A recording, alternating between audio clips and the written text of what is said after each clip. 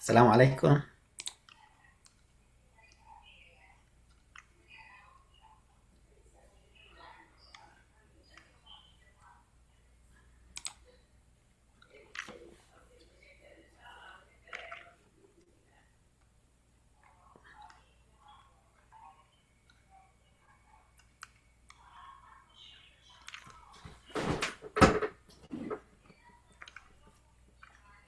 السلام عليكم. Can you hear me?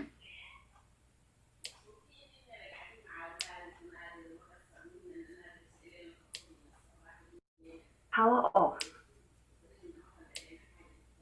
Power on. Connected.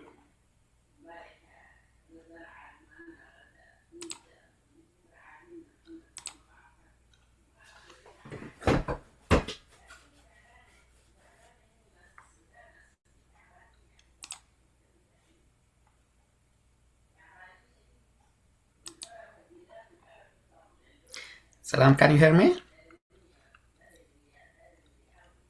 How is the voice now?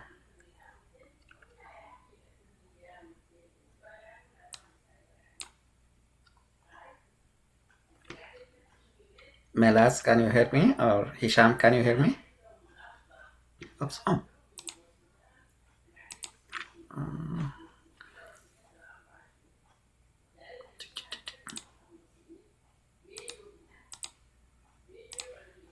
هلو السلام عليكم. Hello, Salam. كيف الحال؟ الحمد لله بخير. كيفك هشام؟ تمام؟ تمام التمام. The mic is unmuted, but I don't know if I need the camera, but it's disabled. الكاميرا disable؟ الميكروفون كان disabled. هسه الكاميرا disabled.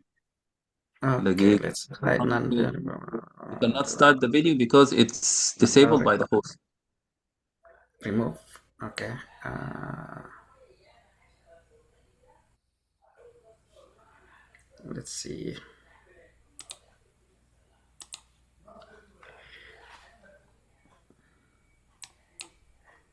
Okay. Yeah.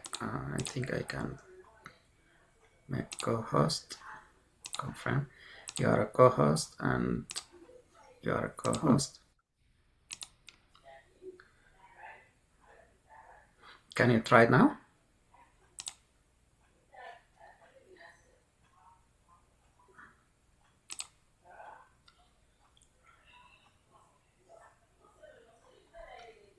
Okay. تمام. تمام. Hello, Dr. Hisham. Melas. How Dr. Nadir? Hello, السلام Melas. عليكم. كيفك؟ تمام. Alhamdulillah, how are you? الحمد لله. Very good. Best of luck, Dr. Hisham. الله يبارك فيك. Thank you so much. And thank you for the يعني facilitation. I like your method of organization. يعني questions والحاجات زي دي صراحة ما كنت عامل حسابي انه مثلا لو الناس ما سألت الأسئلة تكون شنو Yeah, كده. Thank you so much for paying attention to that. thank you so much. All the best. طيب ما لازم انت وين؟ انت في امريكا برضو ولا وين معانا هنا؟ لا معاكم أيوة في أبو ظبي. ابو ظبي. اوكي تمام. انا في دبي. المفروض امشي ابو ظبي لكن الاسبوع الجاي. Oh, nice. You will gonna move here like your job ولا؟ لا انا اساسا قاعد هنا. انا شغال في بلدية دبي سو قاعد يعني سما. يا ماي فاميلي بيمشوا بيجوا لكن انا قاعد في دبي. Okay. So let me try and see if I can share Yeah. my screen. انا طبعا I'm a Teams person. Okay, team 2 screen 2 share. Wow, actually I like okay. Can you see? Yes. Yeah, Perfect. very clear. I like اللي اوت بتاع بتاع الزوم اكتر. احنا طبعا بنستعمل تيمز because it's a trusted بالنسبه لنا trusted platform. بنستعمل تيمز عاده، لكن I like اللي اوت هنا لانه انا عاده بشتغل ب 2 screens and if sometimes كمان 3 screens. so كده تمام جدا. نادر، كيف الحال؟ حنبدا 200 طوالي ولا لسه في audience؟ في audience coming. اوكي.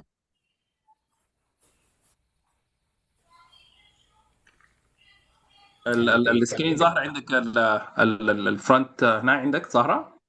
ظاهرة كويسة. ممكن تعمل فورورد تشوف السلايد اللي بعدها. اوكي نجرب. move the slides. تمام كده تمام. yes good تمام. excellent.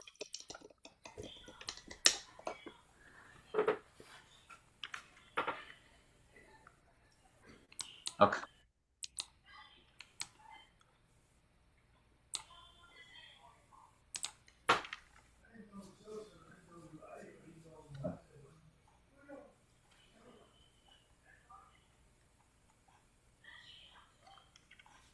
Dr. Hisham, if there is ايوه 10 minutes remain, okay, within your time of presentation, do you want me to remind you in message or like open والله mic until إذا حتنتبه أو لا؟ او keep track، لكن انا عاده لما اكون بتكلم مهم. بعمل النوتس. انا بشتغل بالنوتس كتير. السكرينز الثانيه اللي هي بتاعت الشات والحاجات الزي دي ما بتجيني unless you message me مثلا في واتساب ولا كده. Okay.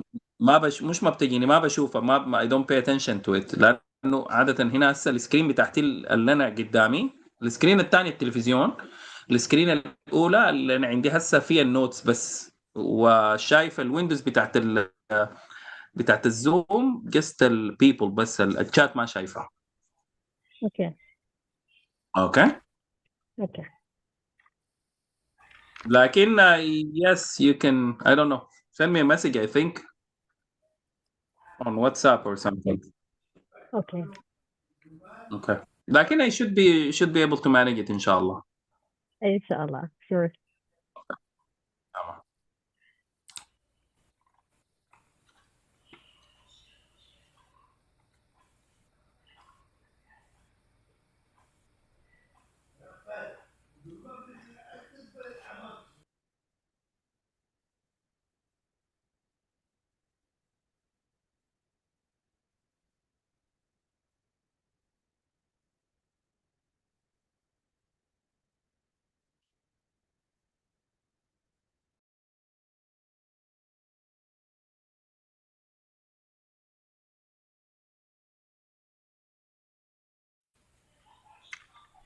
I think people are joining, so we're gonna start in a second. Let me just make sure the YouTube is up.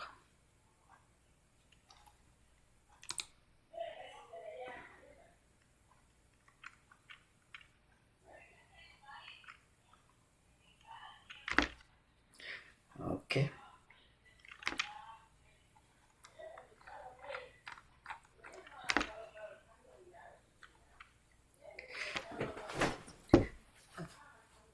Hello everyone, welcome to our Zoom meeting or our second webinar. السلام عليكم، مرحبا بكم في الندوة الثانية. اليوم إن شاء الله نستضيف دكتور هشام ودكتورة ملاذ، هتكون مديرة المنصة إن شاء الله. دكتور هشام بيتصل أو معانا من دبي، صحيح؟ ومعاه برضو دكتور ملاذ. يعني احنا هنا في أمريكا إن شاء الله، فمرحبا بكم. Welcome all to this webinar number 2. We have our guest Dr. Hisham. He will talk about the safety of food here in the US, and Dr. Malaz will be our host. This is supported by the Combined Research Foundation, the Telegeriatric Research Fellowship, and the Greater Lansing Sudanese Association. Welcome, and I'll hand it over to Dr. Malas, and then Dr. Hisham will tell us about this topic. Thank you. Good evening, everyone, and very warm welcome to today's webinar. I hope you are all doing well. My name is Dr. Mala Salah, and it's my pleasure to be your host for today's session. Whether you're working food safety, quality assurance, agriculture, public health, regulation, supply chains, or retail, today's topics connect to all of us. Salmonella can enter the food chain at a different stage, and at a problem at one stage can affect everyone who's come after it. So today's webinar is titled From Farm to Fork and Pack Again, the rise of Salmonella outbreaks. So before we continue, I would like also to give a very warm to Dr. Nadir. We are so happy to have you with us today. Thank you for your continuous support. And before I introduce our speakers, I have just a few quick housekeeping notes. Please keep your microphone muted during the presentation. You can send your questions through the chat or question section at any time. There is no need to wait until the end. I will collect the questions, groups similar ones together, and share them with our speaker during the discussion. Now it's my pleasure to introduce our speaker, Dr. Hisham Hassan. Dr. Hisham is a principal food safety specialist in food safety department at Dubai municipality. His experience covers food safety, food manufacturing, and international food laws and regulation. He previously worked as a food inspector with Ontario Ministry of Agriculture, Food and Rural Affairs in Canada. He has also worked as an associate professor of food safety in Ontario. His experience is in inspection, regulation, industry, and education makes him the perfect person to guide us through today's important topic. Dr. Hisham, we are very pleased to have you with us. Thank you for accepting our invitation and sharing your valuable experience. The floor is yours.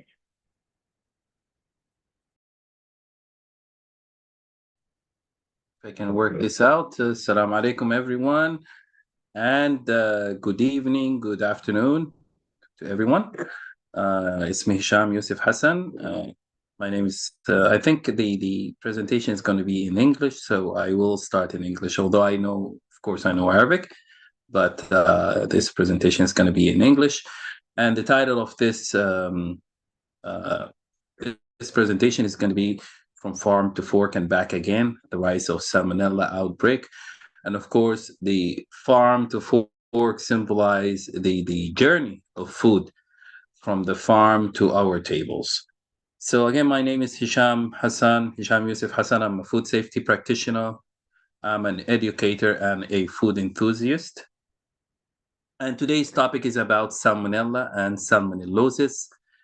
And of course, I think all of our participants today are in the medicine field, so you are well aware, maybe more than I do, about epidemiology and about salmonellosis.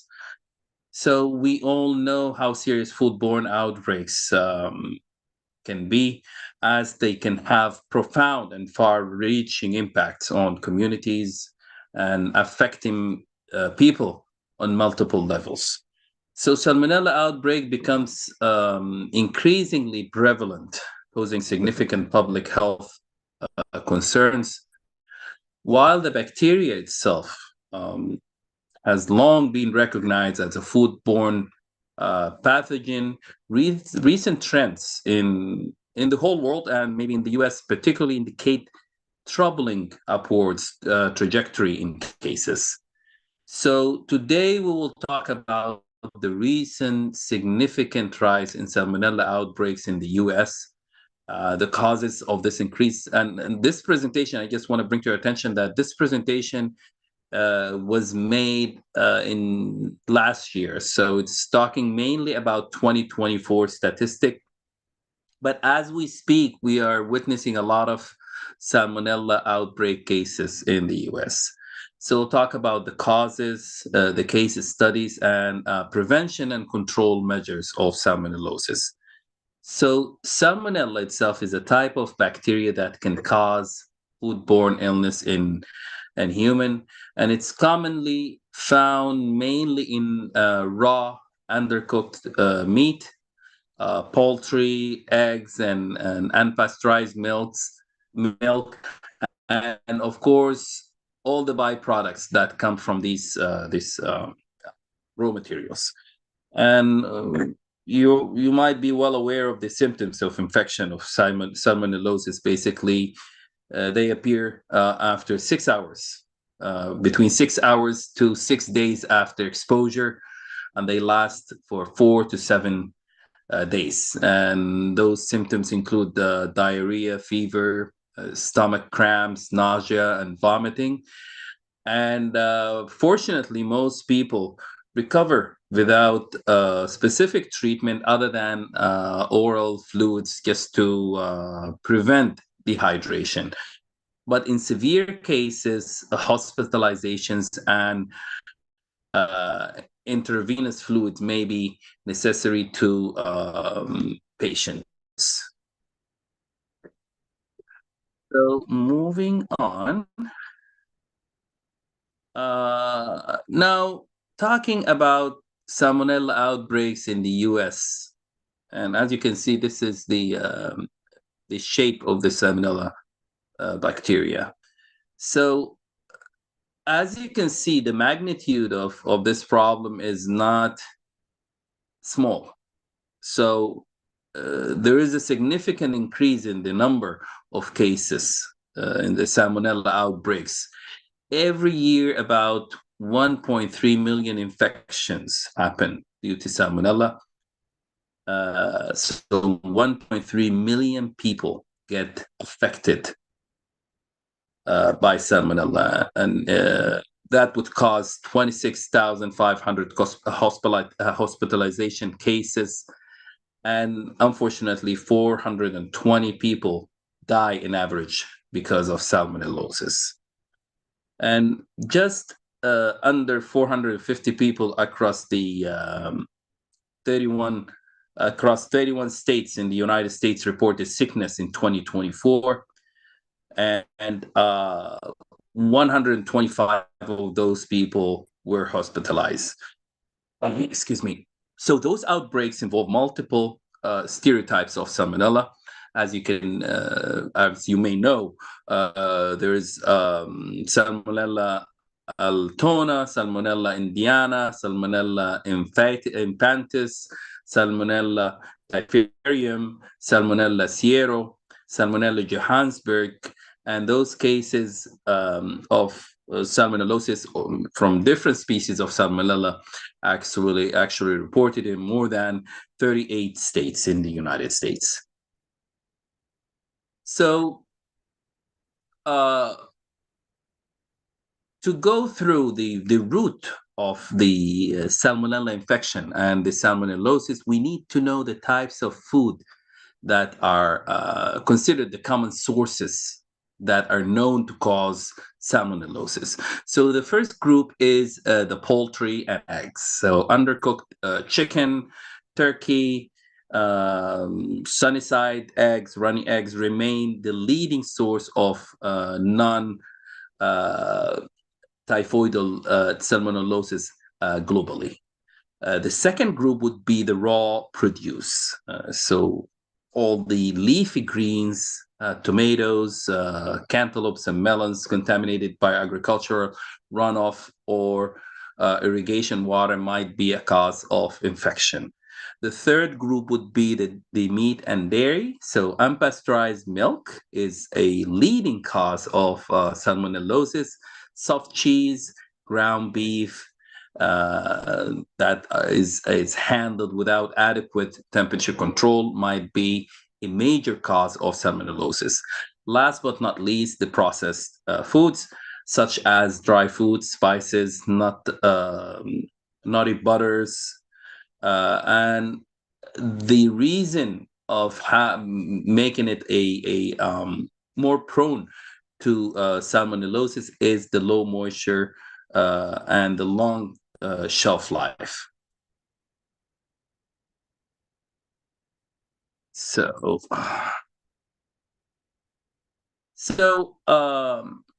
Turning our focus to the impact within the United States, in this slide, I will highlight the public health footprint of Salmonella outbreaks recorded in 2024. So the data shows that they are in the outbreaks in 2024 stretch across 44 states, showing a widespread of a national impact.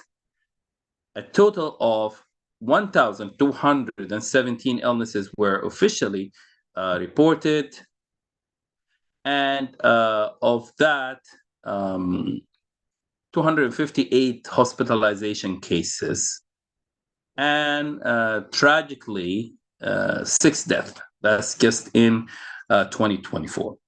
This emphasizing the serious health risk and economic burdens associated with these foodborne pathogens.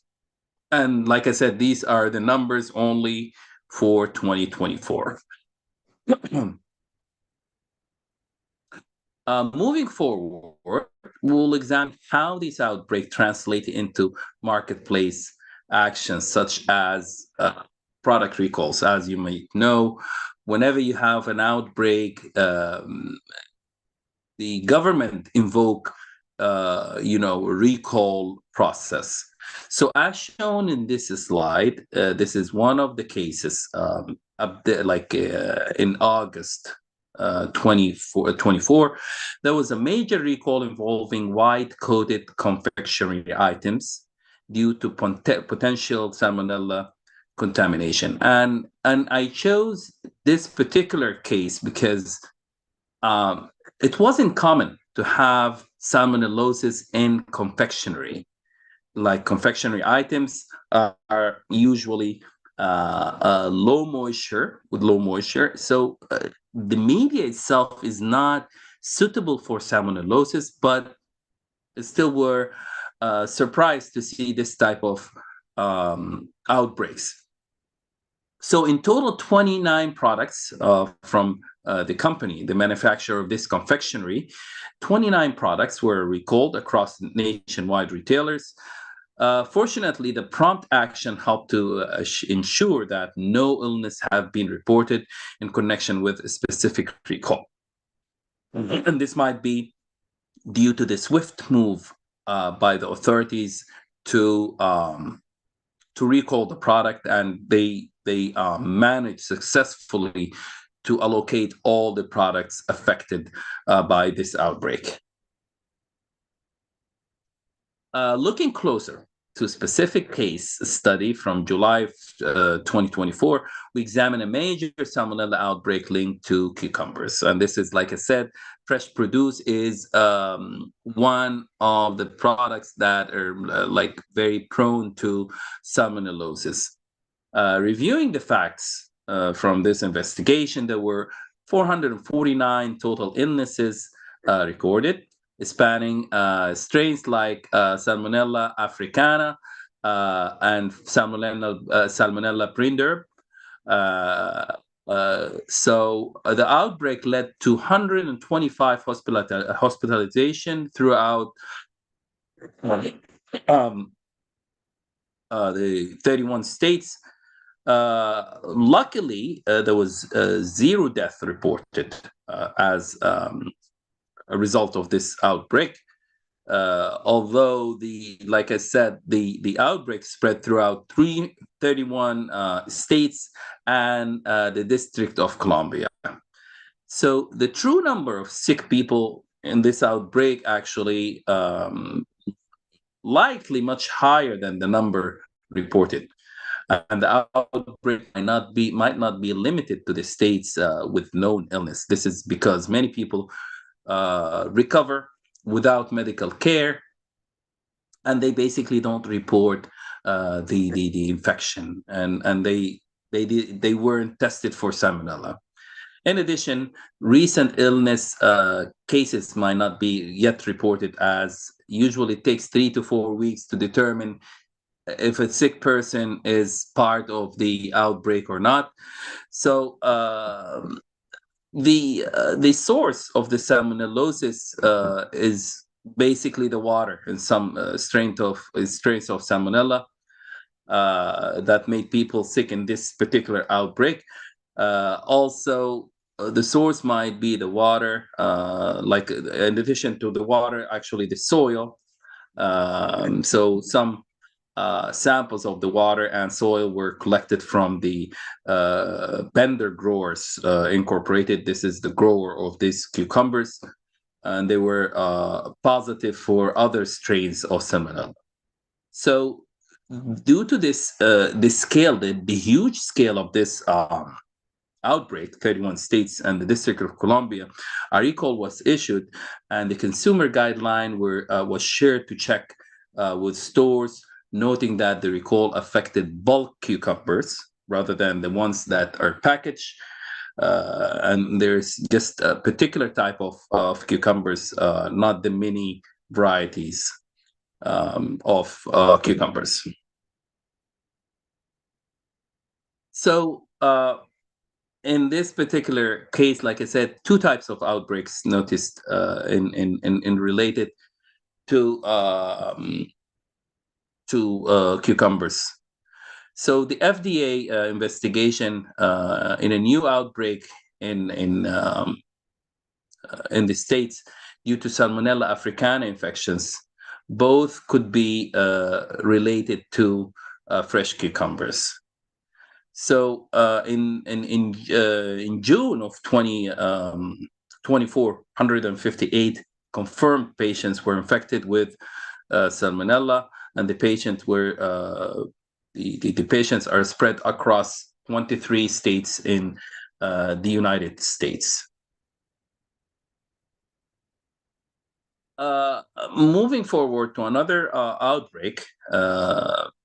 This slide highlights Salmonella outbreak linked to raw cookie dough, dated in July of 2024. Reviewing that, the fast fact for this event, there were 26 illness cases reported. This resulted in 4 hospitalization cases, luckily again with 0 death. The impact was contained across only 6 states. Notably, there was no recall issued, and the investigation was closed soon after. If we want to dig further in this particular case, like I said, I always choose some unique cases. If we want to see what went wrong, if we want to see the root cause analysis, if you will. So there are some factors contributed to the spread of this cases. Let's dig into the ingredients of the product. You have raw eggs, you have raw flour. So basically, traditionally, the primary concern with cookie dough, usually, some people like to consume raw dough, cookie dough, like raw or undercooked. So you have raw eggs. Those eggs come from chicken. Those chicken might be infected with salmonella, which can contaminate the inside of the egg before the shell is even formed, or bacteria from animal waste after the egg came out. So it will affect, or it will contaminate, the outer shell of the egg. Another ingredient is the raw flour. While many people only worry about eggs, surprise, surprise, raw flour is also a major culprit. Of course, wheat is grown outdoors, where it's expressed to animal waste and environmental bacteria. So this will cause contamination of the flour.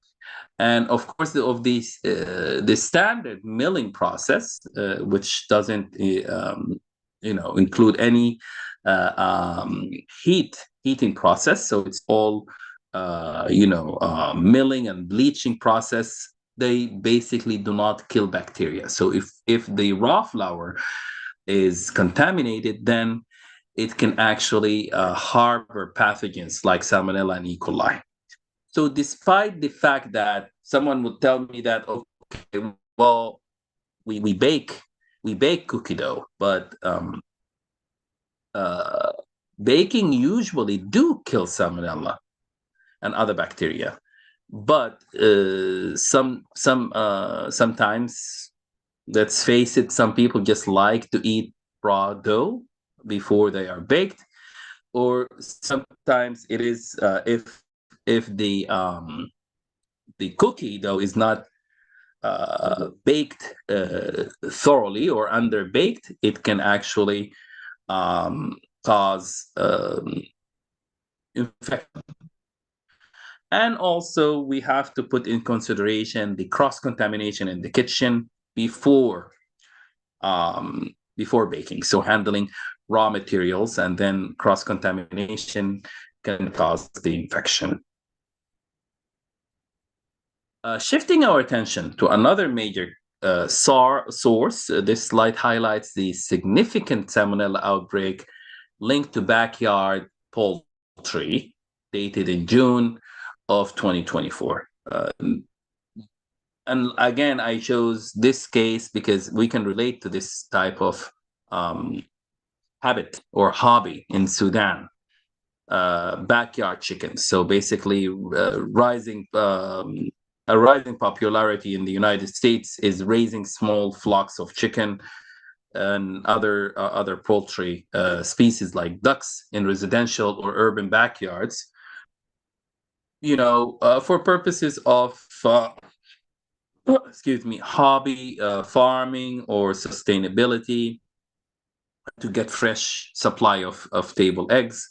So chicken naturally can carry salmonella bacteria in their digestive tract, and as part of their normal mycoflora, which is found in all animals. So even if the bird looked entirely healthy, clean, and act normally, they frequently shed the bacteria in their droppings. So this will cause contamination.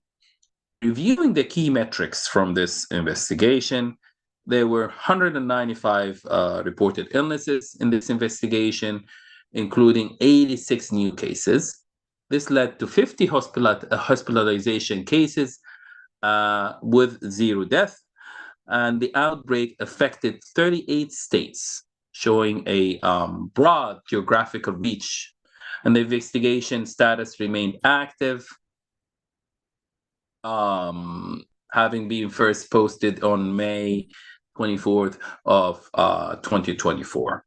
So this is also one of the unique cases that I came across.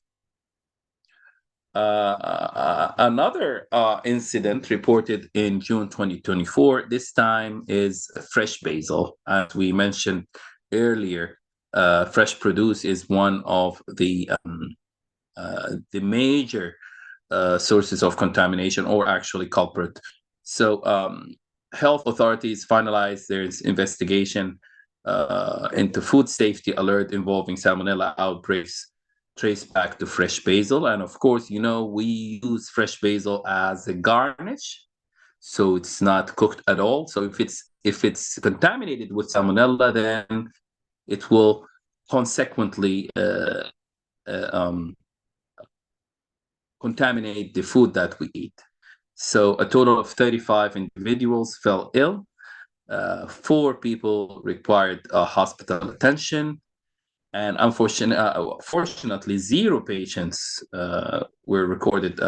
0 fatalities were recorded, and the outbreak spanned to this time less number, 14 states, and of course, a recall was issued. So the case was closed after that. While this specific outbreak investigation has successfully closed, authorities continue to advise consumers always to maintain strict hygiene and proper food handling practices to guard against foodborne pathogens. It's basically companies who produce or who package this type of produce are supposed to follow certain guidelines on sanitizing those products, but sometimes something goes wrong and the result will be an outbreak. Moving forward, in 2024, March of 2024. This recall was about the type of meat, the cured meat. So the charcuterie meat and antipastos, basically, that some ethnic groups use for pizza and sometimes for salad. And this type of product, this product was notorious for contamination with salmonella. 104 reported cases, 27 people required medical care, 0 fatalities. 33 states, were affected. A recall was issued, and the investigation was closed due to the fact that all the affected products were accounted for.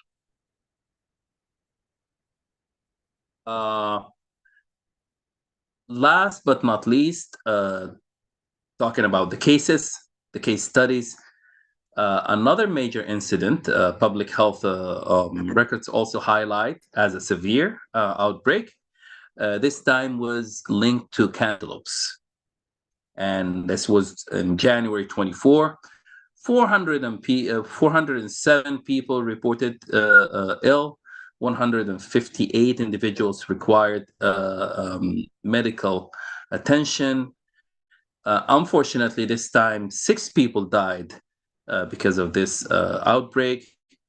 And the outbreak spread throughout 44 states. So this time, I think it is something that we need to pay more attention to.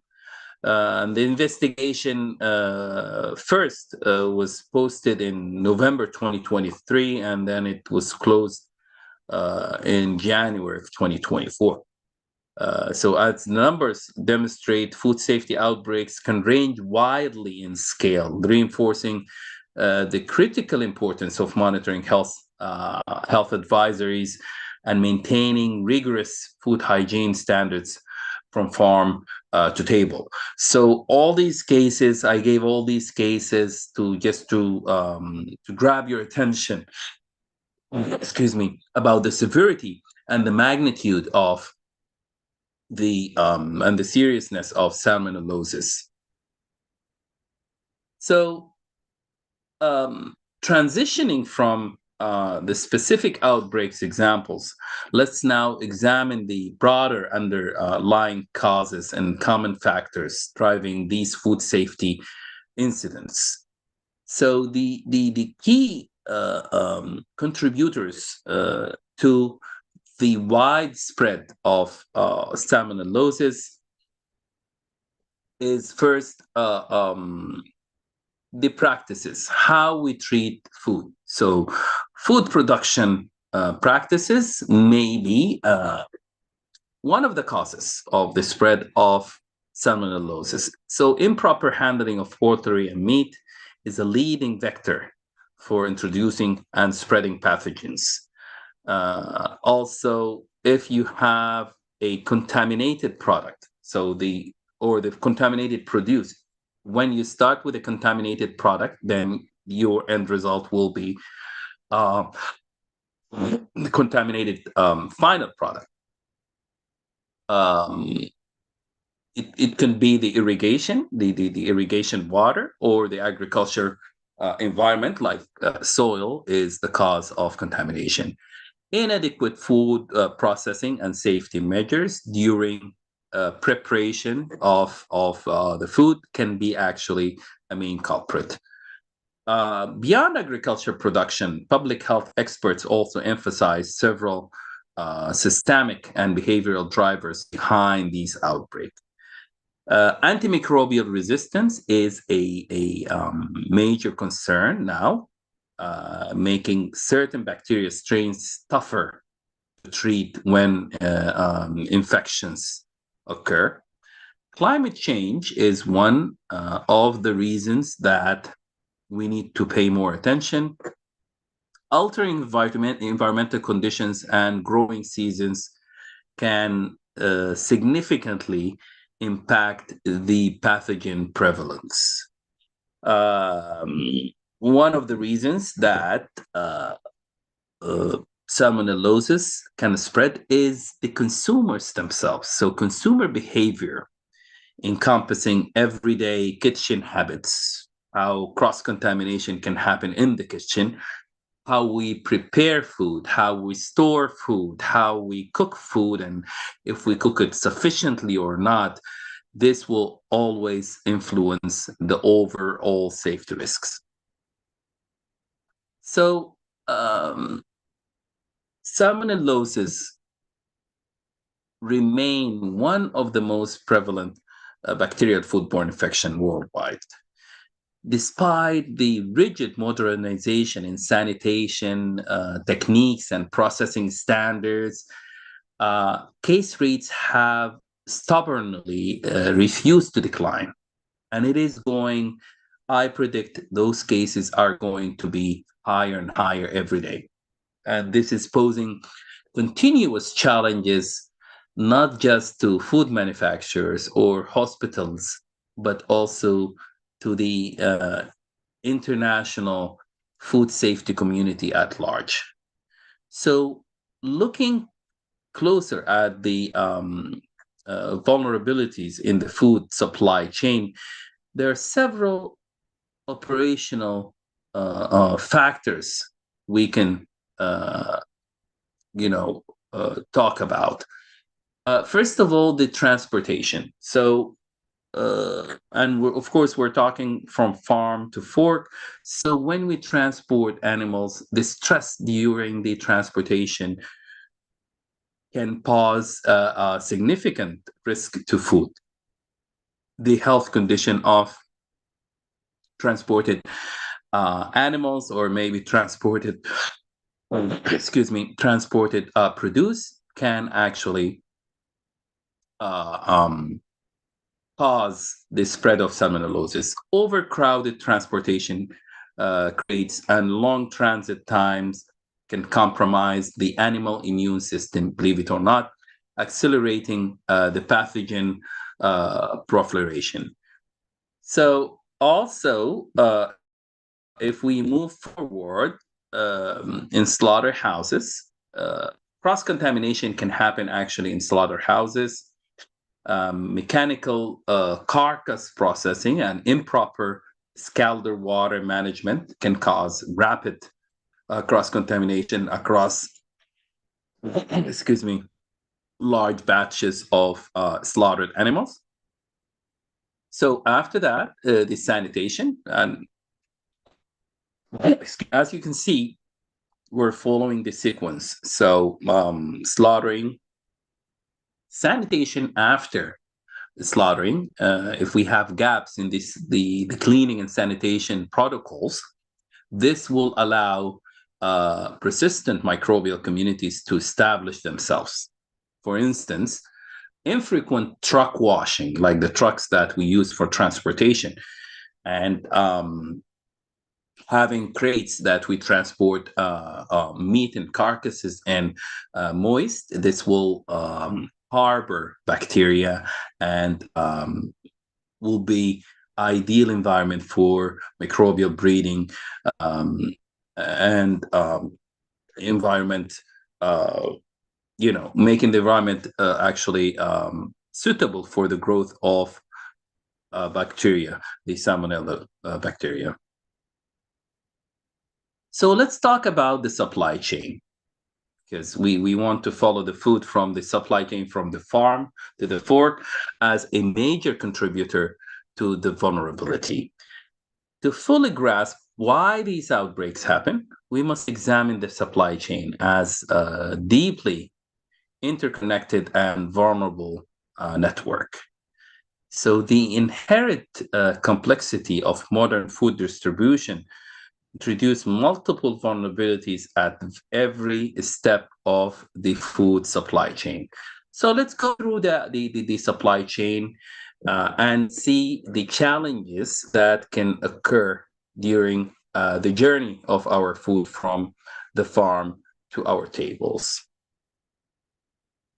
So complexities of modern food supply chain can be a huge factor, introducing farmers, brokers, buyers, movers, processors, manufacturers, wholesalers. All these are the stakeholders in the supply chain.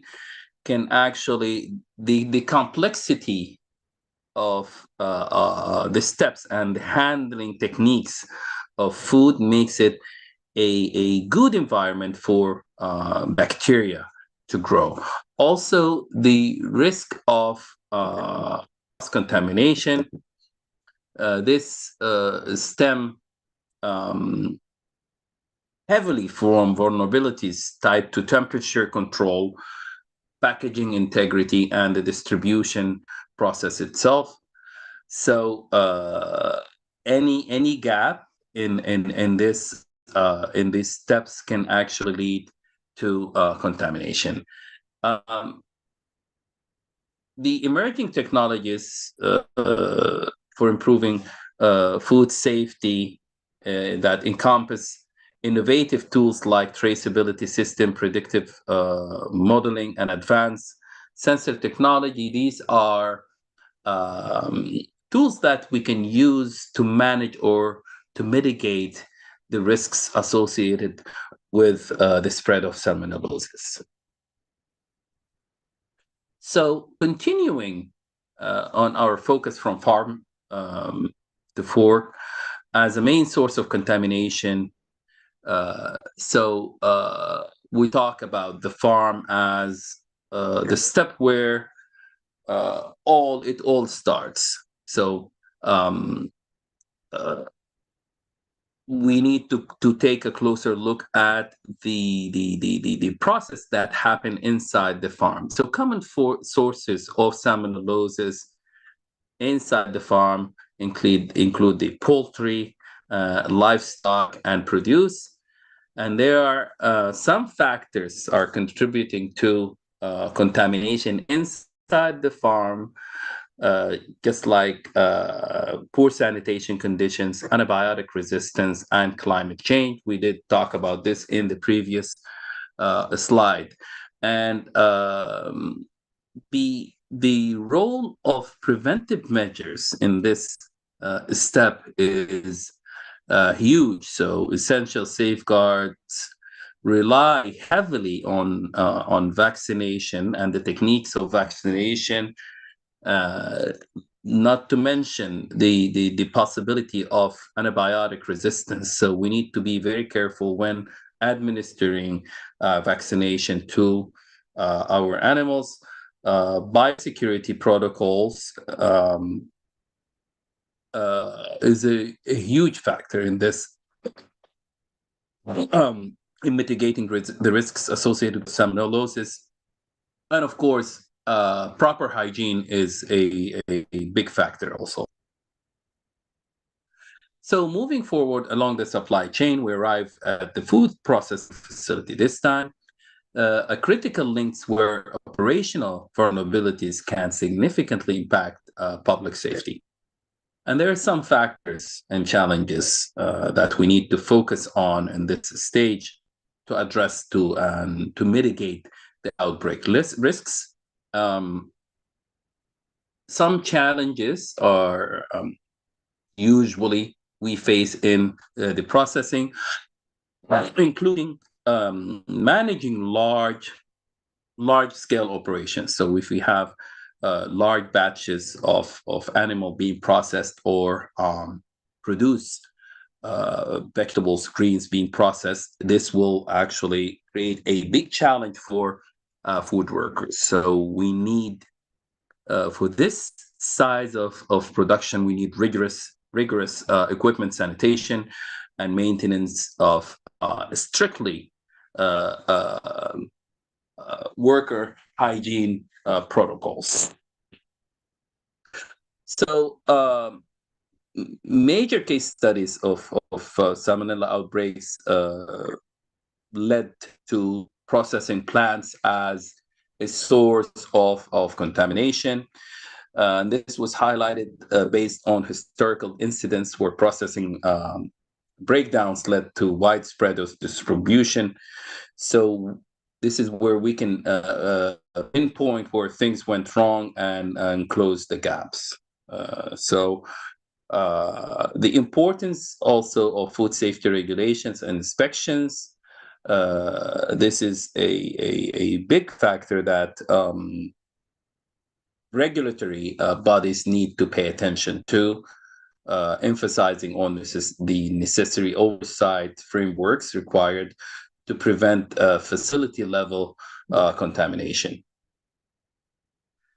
Finally, as product reach the end of the supply chain, we arrive at the consumer, or the final frontier in preventing foodborne illnesses.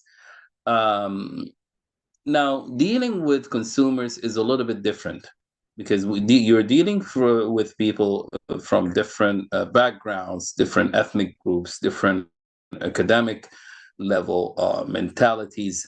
So approaching the misconceptions about food safety, for example, will require different techniques and different approaches. Some habits that we do on daily basis, like undercooking and causing cross-contamination between raw food and ready to eat, and also improper food storage habits in the home kitchens, are major contributors to the spread of salmonellosis. And here we need to talk about the role of consumer education as a major tool in mitigating risks associated with salmonellosis. And this is a vital defense point where we rely on public awareness. So public awareness campaigns are useful tools. Very clear labeling of food also would help a lot, and the adherence to proper food handling guidelines. So we talked about the consumers. Now, shifting focus on systematic oversight, because governments usually oversight the inspection activities. We examine the crucial role of regulatory and enforcement entities in maintaining public health. Basically, the regulators they make food safety regulation, and this is basically baseline legal standards for food production and handling. Food safety inspectors are always tools of campaigning and mitigating all risks. They conduct official checks on food facilities and all stakeholders basically in the food supply chain. And they enforce food safety protocols. Government entities are usually in charge of consumer education and awareness to promote public knowledge regarding food risks. Consumers need also to be empowered and equipped with proper knowledge to make informed choices. So this is one of the focuses that government entities should work on. Surveillance and response, basically controlling and monitoring health trends, outbreaks, statistics, and so forth, and how people report outbreaks. This is a major factor in addressing the outbreaks before they occur. So learning from the past in the prevention of food-borne illnesses and salmonellosis in particular, we bring all these elements together, comprehensive prevention and control, because those efforts require coordination and collaboration between all stakeholders and having a calculated approach spanning the entire supply chain from farm to fork or from farm to fork. So each and every stakeholder throughout the food safety supply chain is responsible of all risks on addressing all these risks. For farms, for example, they focus on foundational safeguards such as vaccination, biosecurity protocols, and proper hygiene. Food processing facilities' role is to emphasize implementing good manufacturing practices alongside ongoing research and development. And consumers must rely heavily, like on consumer education and empowerment to ensure safe handling practices at home. So, in summary, the key findings and challenges, we did address outbreaks linked to fresh basil, charcuterie meats, and cantaloupes, and different types of food. We did talk about the findings. We did also highlight the roles of all stakeholders, responsibilities of each and every stakeholder.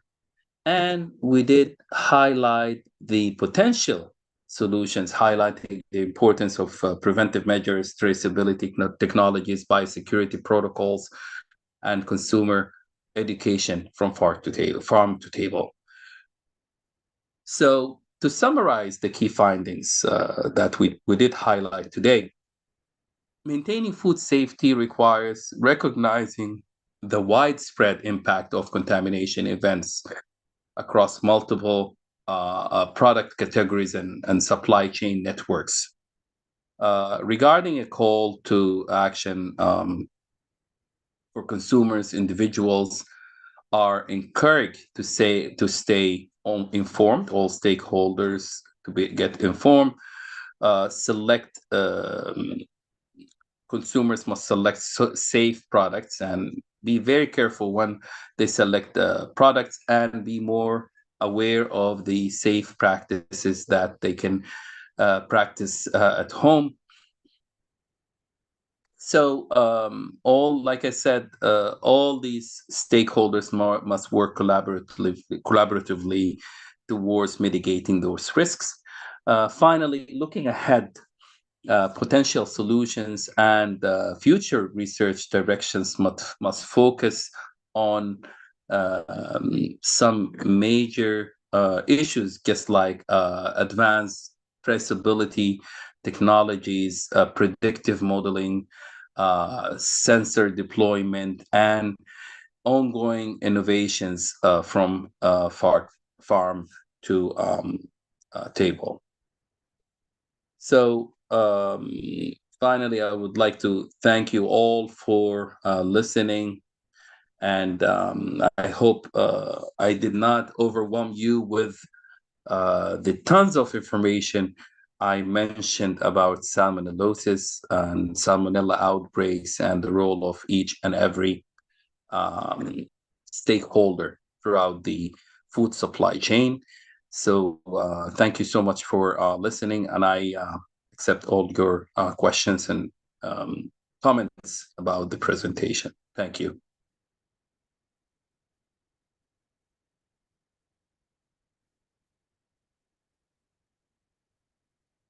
Thank you so much, Dr. Hisham, for this very interesting and informative presentation.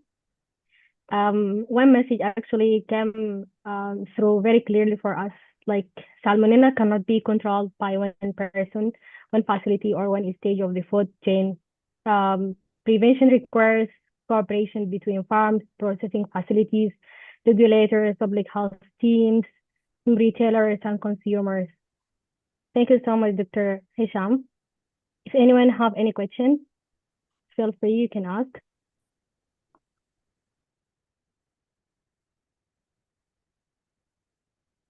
Nader, you're muted.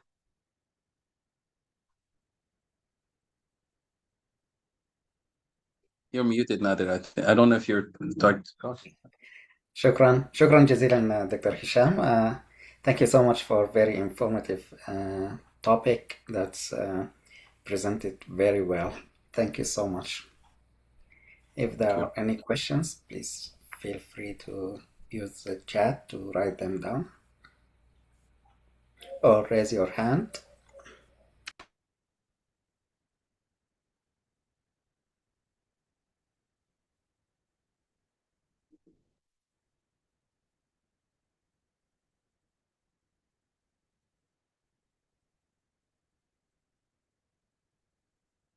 Okay. I guess either the topic was very clear or very boring or overwhelming, maybe.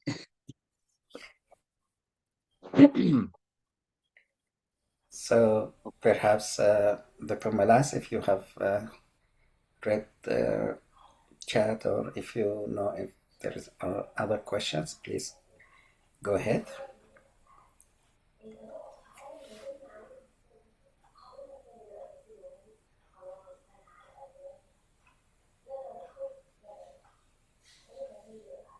Okay. Okay, Dr. Hisham, there is question. During a suspected outbreak, regulators and needs to act quickly to protect the public. However, very broad actions can also lead to unnecessary food waste. How can they protect consumers while making sure that their decisions remain um, uh, proportionate based on strong evidence? Okay. So if I understand the question right, you're talking about is it the balance between food safety and food waste? Is it? Yeah. Okay. So that's one of the topics that I've been working on actually, and I'm glad you did ask this question. So balancing between food safety and the risk of generating unnecessary food waste during suspected outbreak investigation. This is a huge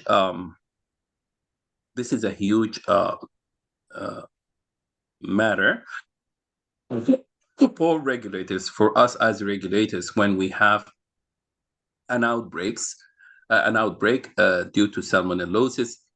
And again, I'm coming back to the role of thorough investigation and having enough data in hand.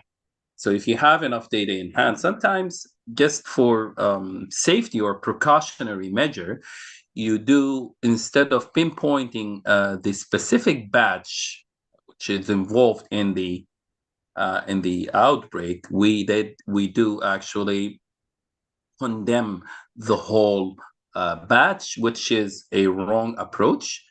So if you pinpoint where the contamination happened, you can through the data, of course, through thorough data, you can actually pinpoint and decrease the amount of unnecessary food waste during the suspected outbreak investigation. So in short, data and traceability would be the answer to that. I hope I did answer your question. Thank you so much, Dr. Hisham. Okay, also there is another question. You also highlighted the growing concern around multi-drug resistant salmonella, which points along the processing line should facilities strength first to prevent cross-contamination. Would the priorities be different for small facilities compared with large processing facilities? Okay. Again, and this is one of the concerns: the rise of resilient multi-drug resistant salmonella strains. So to mitigate that, like I said in the presentation, we did talk about the sanitation techniques. And so, for example, there is a technique that we usually do during the process of sanitation, is alternating the processing the sanitation agent. So if you use a certain chemical for a certain period of time, this will actually, you are training the salmonella or the bacteria to resist it. So we always encourage food facilities to alternate between sanitation chemicals during the sanitation. And this is one example of techniques that we do. Constant research about the strains that are involved in your facility or in your product also is a good technique. So studying the strains and how they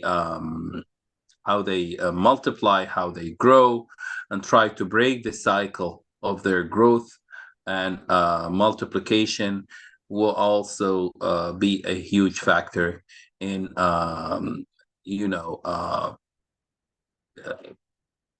killing or getting rid of the salmonella strains in your facility. Okay? Okay, thank you so much, Dr. Hisham. Thank you. We have last question. Yeah. Some regulatory systems may treat particular salmonella serotype as adulterants in finished meat and poultry products. If animals arrive at a processing facility already contaminated, how should responsibility be shared between farms, processors, and regulators? Well, there is a move right now to consider salmonella strain as or pathogen as an adulterant. So if you said if we receive an animal that is already infected by salmonella, that's what you asked? Yeah. Okay. This will be actually a huge challenge, and to eliminate this factor, again, we need to work from farm to fork. So we always work from upstream. So if you control your supply chain, the source of contamination, the farm, like from focusing on animal welfare, focusing on good farming practices, focusing on good sanitation. And again, we talked about the transportation of animals, avoiding the stress of animals during transportation, not having cramped vehicles during transportation. All these factors, if you address all these factors, we will eliminate having an infected animal to start with. So we have to start from upstream rather than going to down stream where the spread of the pathogen will be uncontrollable. Okay, thank you so much, Dr. Hisham. Thank you. Actually, there is one more last question. Okay. Okay. Someone asked, like you spoke about the proactive surveillance, One Health, and predictive technologies. Which of these approaches do you believe could make the biggest practical differences in detecting salmonella before contaminated food reaches consumers? Okay. Well, the One Health approach is not something new, or it's not old either. But the One Health approach is actually, it proved its effectiveness in mitigating and eliminating the risks associated with salmonellosis. The One Health approach is basically having collaborative work between all the stakeholders, regulatory stakeholders. So the animal welfare side, the food safety, and the public health sector. All these three entities work together. So if any all these entities they work separately because they have different roles and different responsibilities in the cycle. But when you connect the dots between all these three entities, for example, the animal welfare entity, that the veterinary services, where they take care of the farms where the excuse me, the animals are being taken care of and breeded. So sharing their information between them and, for example, between the processing facilities and the food safety entities and the public health entities. So if you have a spread of any strain of salmonellosis, they have to share this information with the food safety authorities and the public health authority. Public health authority, when they receive any cases of salmonellosis, any proven cases of salmonellosis, must contact food safety department, and they must contact the animal welfare department, and vice versa. Food safety department will share their investigation outputs with all the other stakeholders and so forth. So the One Health concept is now proven to be the best system to deal with the rapid rise of salmonellosis and salmonella outbreaks cases in the world. Okay, Dr. Hisham, it's not something, not question, just like recommendation. If everyone attending today could change just one practice tomorrow to help reduce salmonella outbreaks, what would you recommend? Avoid cross contamination, and Yeah, it can be achieved simply by having color coded cutting boards in the house. This is a major factor in you know uh, dealing with salmonellosis and avoiding the contamination. thank you so much, Dr. Hisham, for your time and for sharing your experience with us in such a clear and practical way. Thank you so much. Thank you for having me.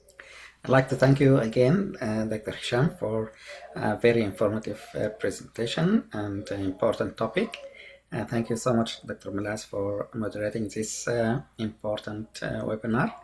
Thank you both, and I'd like to thank those who joined the meeting and those who will watch the recording in the future. السلام عليكم شكرا لكم جميعا. Over. Thank you so much, Dr. Nader. السلام عليكم.